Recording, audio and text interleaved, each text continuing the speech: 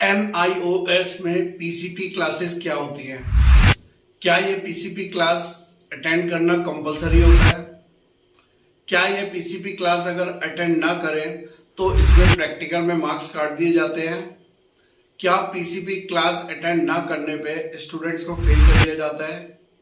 ये सारी बातें हैं जो NIOS के स्टूडेंट हमसे पूछते हैं और बहुत सारे स्टूडेंट हैं जिनको ये कंफ्यूजन बना रहता है। उनमें से आप भी एक हो जो थंबनेल देखकर इस वीडियो तक पहुंचे हो, तो इसका मतलब आपको भी कंफ्यूजन है पीसीपी को लेकर।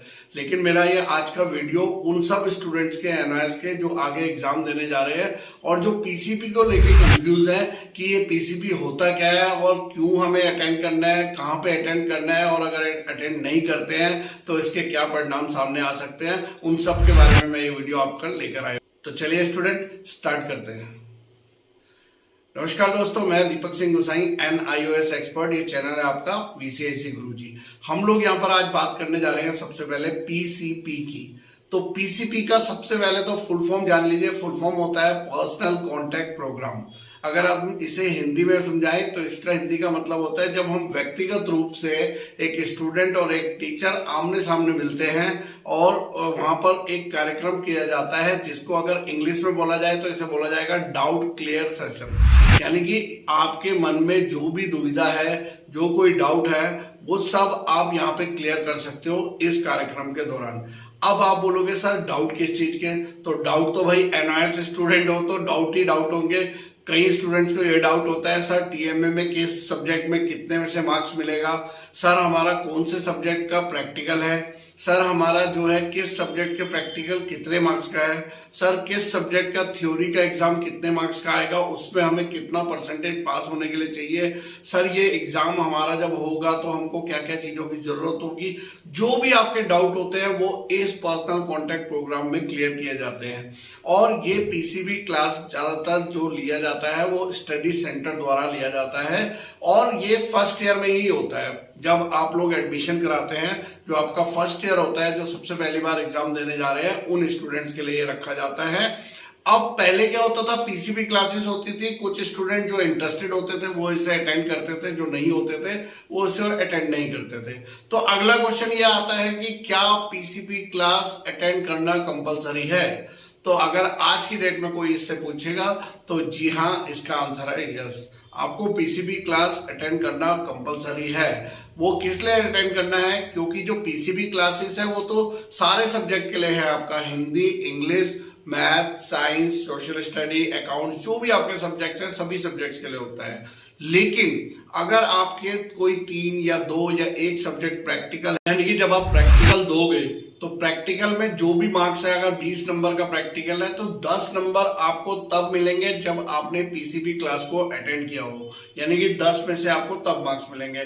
इसे बोलते हैं हम फॉर्मेटिव असेसमेंट। और एक होता है समेटिव असेसमेंट। जिस दिन आप प्रैक्टिकल का एग्जाम देने जाओगे तो बाकी 10 मार्क्स आपको वहां से मिलेंगे जब आप अपनी प्रैक्टिकल की फाइल सबमिट करोगे, वहां पर जो एग्जाम होगा उसको दोगे तो वहां से मिलता है। उसे हम बोलते हैं आपका समेटिव असेसमेंट। फॉर्मेटिव असेसमेंट में 50% और समेटिव असेसमेंट के 50% जुड़ के आपके प्रैक्टिकल के मार्क्स मिले जाते हैं। तो बहुत ही क्लियर बता दूं, जिस तरीके से अगर मान लो पेंटिंग सब्जेक्ट है, 70 मार्क्स का प्रैक्टिकल है तो 35 मार्क्स आपको तब मिलेंगे अगर आपने पीसीबी क्लास को अटेंड किया हो, और बाकी 35 मार्क्स आपको मिलेंगे जो आपकी प्रैक्टिकल की फाइल आप सबमिट करोगे और एग्जाम देने आप जाओगे। अब इसमें ओवरऑल स्टूडेंट को ये कंफ्यूजन होता है कि कैसे हमें पता चलेगा कि पीसीपी होता है। तो उसके लिए देखिए आपको क्या करना है, अपने डैशबोर्ड में जाना है। डैशबोर्ड में अगर आप जाओगे तो डैशबोर्ड में वहां पर आपको दिखाई देगा एक पीसीपी का कॉलम। उस पे आप जब क्लिक करोगे व्यू शेड्यूल आएगा। तो कुछ इस तरीके से, जो मैं स्क्रीन में आपको शेड्यूल दिखा रहा हूं, इस तरीके से आपके सब्जेक्ट्स आएंगे। वहां पे आपका जो है ट्यूटर का नाम होगा, यानी कौन टीचर उस सेशन को जो है ले रहा है। फिर उसके बाद कितने बजे से कितने बजे तक है, कितनी तारीख को है, ये सारा शेड्यूल आपको जो है वहां पर दे दिया जाता है। और अकॉर्डिंग टू दिस शेड्यूल, इस शेड्यूल के अकॉर्डिंग आपको जो है अपने स्टडी सेंटर में जाना होगा इस डेट में और इन सेशंस को अटेंड करना होगा। अगर आपने पीसीबी क्लास एक भी अटेंड नहीं करी है तो मैं आपसे रिक्वेस्ट करूंगा आप अपने स्टडी सेंटर में जरूर कंसल्ट करें और पीसीबी क्लास को अटेंड करने की कोशिश करें, ताकि आपका पीसीपी में प्रेजेंट लग कर जाए। और जब आपका प्रेजेंट लग कर जाएगा तो आप जो है प्रैक्टिकल के 50% मार्क्स के हकदार बनोगे। अगर आप पीसीपी मिस कर देते हो तो ये स्टडी सेंटर के अधिकार में है, ये स्टडी सेंटर के हाथ में है कि वो आपको जो है उस जो फॉर्मेटिव असेसमेंट 50% मार्क्स मिलना है आपको, उसमें से कितने मार्क्स दे या कितने ना दे, ये आपके स्टडी सेंटर पर डिपेंड करता है। तो स्टूडेंट, पीसीपी क्लास को देना जरूरी है और जरूरी हो चुका है। क्यों? क्योंकि यहाँ पर 50% मार्क्स आपके जोड़ दिए गए हैं।